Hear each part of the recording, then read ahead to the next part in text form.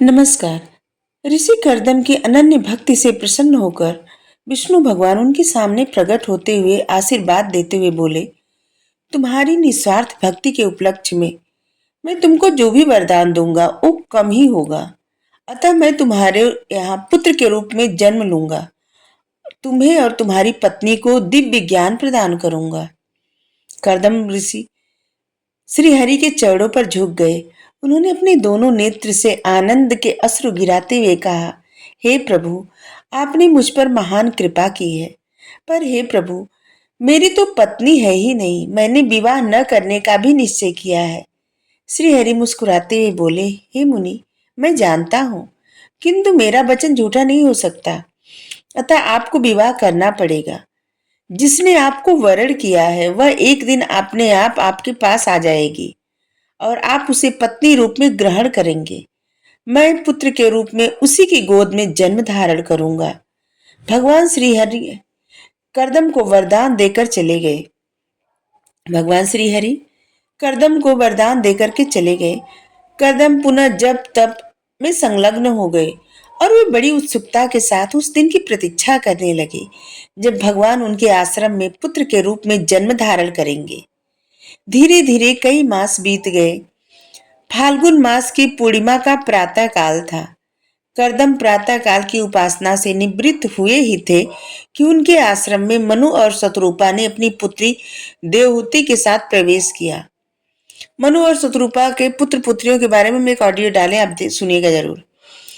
करदम ने उनका स्वागत और उनकी अभिवंदना करके उन्हें आसन पर बिठाया और कुशल क्षेम पूछने के पश्चात, महाराज मनु, मेरे आश्रम में किस हेतु आने की कृपा की है आपने, ऐसे पूछा।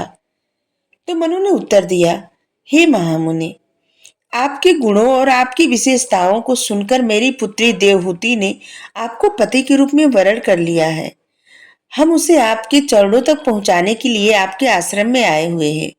तब ऐसा था ना कि उस वक्त किसी के भी गुण को देख के, किसी का रूप देख के वरण कन्या जो थी अपने वर को वरण कर लेते थे और एक तरह से विवाह हो जाता था बस वरण कर लेने से,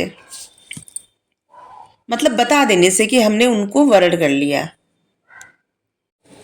मनु और शत्रुपा की बातें सुनकर के करदम मुनि को श्री हरि का कथन स्मरण आया।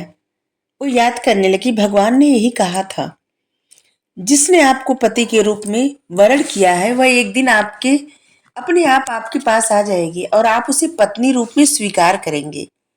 करदम मुनि ने एक बार देवहूति की ओर देखा। वह सिर झुकाए हुए बैठी हुई थी। ऐसा लग रहा था कि वे दोनों एक दूसरे के लिए ही जन्म लिए हो। करदम का मन मुग्ध हो उठा। उन्होंने मनु की ओर देखते हुए कहा, महाराज, महाराज मनु, मुझे आपकी पुत्री का समर्पण स्वीकार है। मनु अपनी पुत्री देवहूति को करदम के आश्रम में छोड़ करके अपनी पत्नी शत्रुपा के साथ चले गए। करदम देवहूति के साथ विवाह करके जीवन व्यतीत करने लगे। एक एक करके देवहूति के गर्भ से 9 कन्याओं ने जन्म लिया। करदम का आश्रम चहल पहल से भर गया। उनके मन में विरक्ति पैदा हो गई। वे वन में जाने के और संन्यास लेने के लिए आतुर हो गए, उद्यत हो उठे। देवहूति ने अवसर पाकर के निवेदन किया, स्वामी, आप तो वन में जा रहे हैं, इन कन्याओं की देखरेख कौन करेगा? कौन इसके लिए वर खोजेगा? पति ही नारी का सुख और सौभाग्य होता है। आपके चले जाने पर मैं अकेले अपने जीवन की नाव कैसे चला सकूंगी? करदम मुनि ने उत्तर दिया, देवहूति, तुम साधारण स्त्री नहीं हो, तुम स्त्रियों में सर्वश्रेष्ठ हो। वह समय निकट आ रहा है जब स्वयं श्री हरि तुम्हारी गोद में अवतरित होंगे। उनका नाम होगा कपिल। वे तुम्हें ज्ञान का अमृत पिलाकर तुम्हारे जीवन को धन्य बना देंगे। मैं तब तक संन्यास नहीं लूंगा जब तक श्री हरि तुम्हारी गोद में नहीं आ जाते। करदम मुनि ने देवहूति को धैर्य बधा करके उसे ज्ञान देने का निश्चय किया और उन्होंने अपने योग की शक्ति से एक विमान को प्रकट किया। देवहूति की ओर देखते हुए, देवहूति, मैं तुम्हें दिव्य दृष्टि दे रहा हूं। तुम मेरे साथ इस विमान में बैठो। ये विमान तुम्हें लोक लोकांतर के दर्शन कराएगा। देवहूति ने करदम की आज्ञा का पालन किया। वह विमान पर जा बैठी। विमान उड़ चला। देवहूति करदम की दी हुई दिव्य दृष्टि से लोकों के अनुपम दृश्यों को देखने लगी। उसने ऐसे दृश्य कभी नहीं देखे थे। देवहूति जब लोकों की सैर करने के पश्चात लौटी तो करदम ने मृदुबाड़ी में उनसे कहा, देवहूति, तुमने जो कुछ देखा वह स्वप्न के सदृश है। जिस प्रकार स्वप्न देखते ही देखते लुप्त हो जाता है, उसी प्रकार सभी लोक लोकादि भी एक दिन नष्ट हो जाएंगे। यदि कुछ नष्ट नहीं होगा तो वह है श्रीहरि का प्रेम और उनका भजन।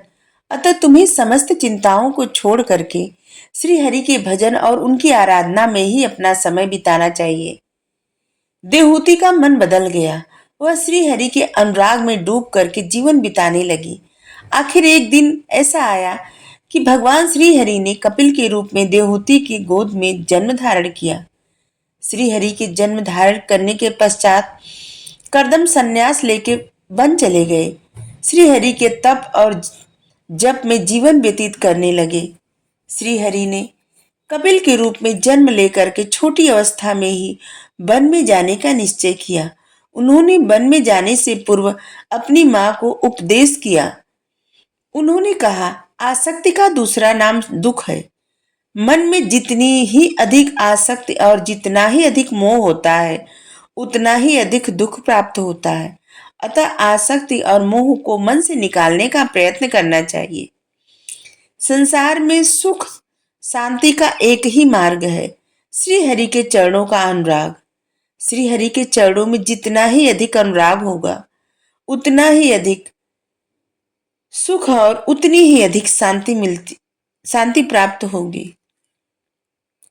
कपिल भगवान अपनी मां को ज्ञान का अमृत पिलाकर उस स्थान पर चले गए जहां आज बंगाल की खाड़ी और समुद्र का संगम है। भगवान कपिल वहीं समाधिष्ठ हो गए।